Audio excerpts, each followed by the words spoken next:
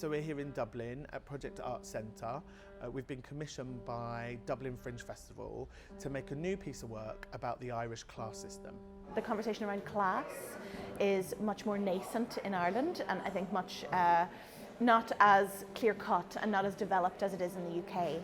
And so we thought, what if we were to start that conversation? And we agreed very quickly that Scottee was the right person to do that. And we were excited about what would happen if we collected some really exciting Irish artists from different disciplines, all under kind of Scottee's leadership and vision to begin a conversation on that subject matter. And that's what we've done with things that we've always wanted to tell you.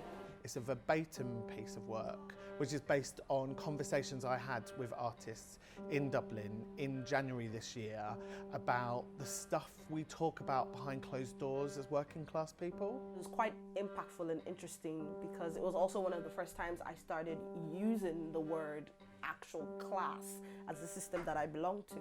I had many other words and language for it, but not class or working class.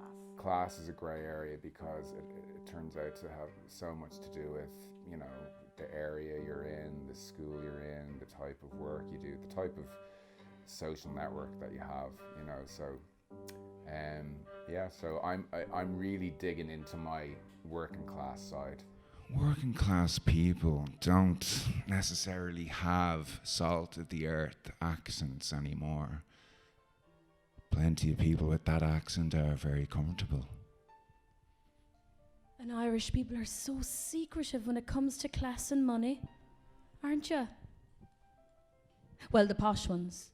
The posh ones are very protective. Protective of what they own, what they know, and who gets to know them. So the set is made up of 3 walls. It looks slightly like a police interrogation room, and so it's two-way mirror. So the performers can only see themselves, but the audience can see everything that's going on behind there. So the performers are sort of in a safe space because they can't see how people are reacting to them and to their thoughts. And it's quite threatening. It's quite a barrier. It's building a wall, like a physical wall, between us and them.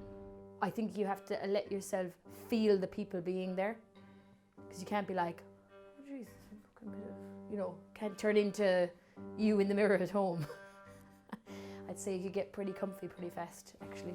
Start doing very strange things behind there, forget that anyone's there. We're being forced to look at ourselves and to accept ourselves and to say our story to ourselves, to be witnesses for ourselves, and I think there's a great power in that. The familiarity of your own face is quite soothing and comforting when you're saying really triggering things to yourself and to a working class audience. So I suppose the reflection thing, even though it was a metaphor for them, was a comfort for me. In this, you're cocooned, you're in your world, and it's very, it makes it very safe. The keys are really starting to turn and you realise that actually you're very different. She can go home and ask for whatever she wants, but I knew even then I had to think really hard about what I needed because, well, the money isn't there. Or my mother will kill herself to get it. Guilt. It was a very gentle, it was a very caring environment, you know. So I just take a lot of love from it, really. Yeah, they're just very kind, and it's great crack, like loads and loads and loads of crack. So yeah, come on lads, bring the show on tour so we can have a bit more crack. That's what I'm thinking.